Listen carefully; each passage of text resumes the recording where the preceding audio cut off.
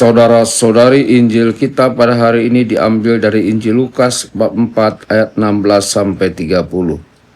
Sekali peristiwa datanglah Yesus di Nazaret tempat ia dibesarkan. Seperti biasa pada hari Sabat ia masuk ke rumah ibadat.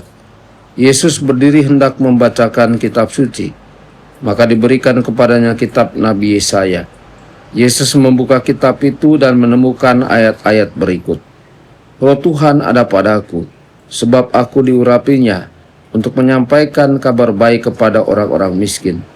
Dan aku diutusnya memberitakan pembebasan kepada orang-orang tawanan, penglihatan kepada orang-orang buta, serta membebaskan orang-orang yang tertindas. Aku diutusnya memberitakan bahwa tahun rahmat Tuhan telah datang. Kemudian Yesus menutup kitab itu dan mengembalikannya kepada pejabat. Lalu ia duduk dan mata semua orang dalam rumah ibadat itu tertuju kepadanya. Kemudian Yesus mulai mengajar mereka, katanya, "Pada hari ini genaplah ayat-ayat kitab suci itu pada saat kalian mendengarnya." Semua orang membenarkan Yesus. Mereka heran akan kata-kata indah yang diucapkannya.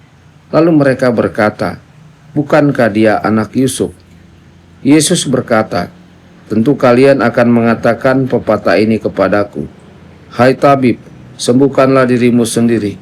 Perbuatlah di sini, di tempat asalmu ini, segala yang kami dengar telah terjadi di Kapernaum.'" Yesus berkata lagi, "Aku berkata kepadamu, sungguh tiada nabi yang dihargai di tempat asalnya. Aku berkata kepadamu dan kataku ini benar. Pada zaman Elia terdapat banyak wanita janda di Israel ketika langit tertutup selama 3 tahun dan 6 bulan, dan ketika bahaya kelaparan yang hebat menimpa seluruh negeri. Tetapi Elia diutus bukan kepada salah seorang dari mereka, melainkan kepada seorang wanita janda di Sarfat di tanah Sidon. Dan pada zaman Nabi Elisa banyak orang kusta di Israel, tetapi tiada seorang pun dari mereka yang ditahirkan selain Naaman orang Syria itu." Mendengar itu sangat marahlah semua orang di rumah ibadat itu. Mereka bangkit lalu menghalau Yesus keluar kota dan membawa dia ke tebing gunung tempat kota itu terletak untuk melemparkan dia dari tebing itu. Tetapi Yesus berjalan lewat tengah-tengah mereka lalu pergi.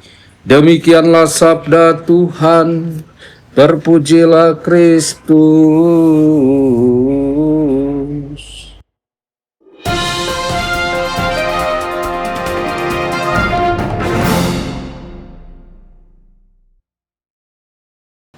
Dalam nama Bapa dan Putra dan Roh Kudus. Amin. Saudara dan saudari terkasih dimanapun Anda berada, jumpa lagi dengan saya Romo Tedens dalam saluran Warta Kabar Sukacita.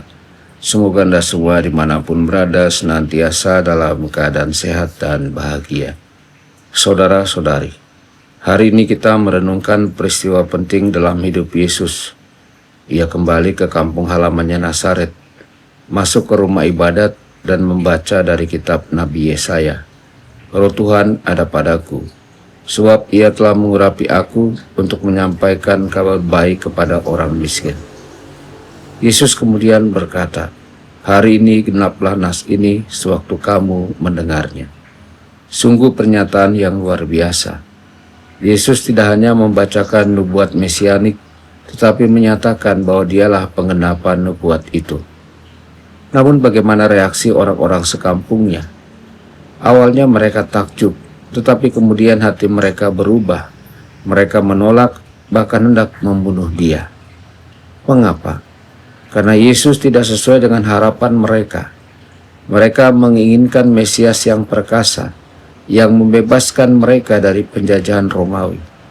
Tetapi Yesus datang dengan membawa pengampunan, bukan pembalasan. Kabar baik bagi yang miskin, bukan kekuasaan politik. Kebebasan batin, bukan kemenangan duniawi. Ia mewartakan tahun rahmat Tuhan, seperti tahun Yobel dalam tradisi Israel, di mana hutang dihapuskan dan para budak dibebaskan, tanda bahwa Allah datang untuk menghapus dosa dan memulihkan umatnya.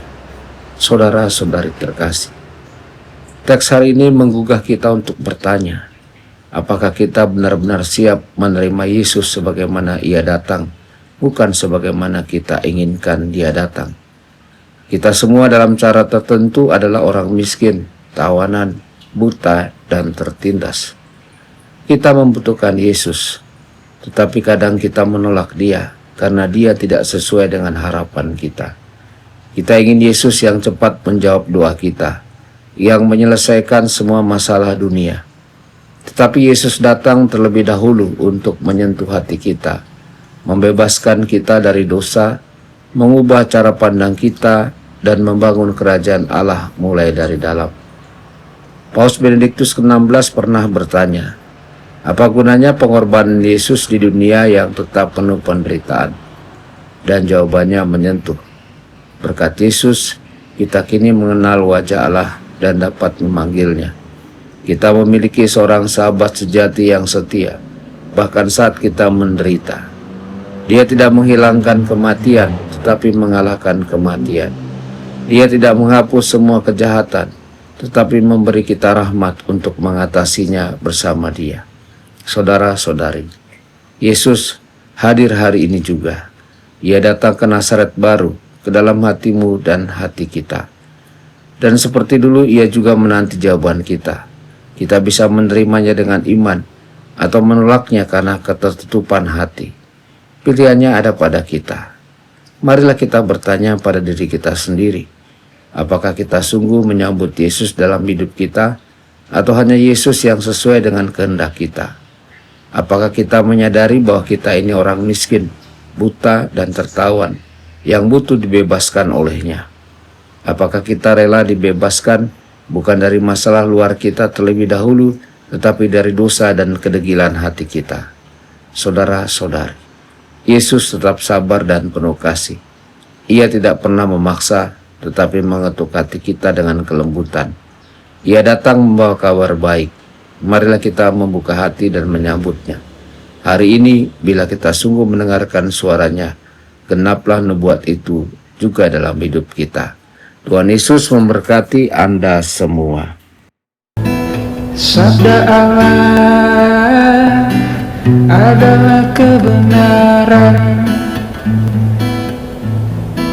Sabda Allah adalah kehidupan. Mari kita mencintainya, mari kita menghayatinya.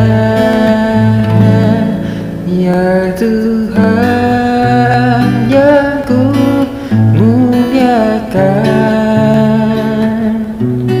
sabdamu angkat resahku.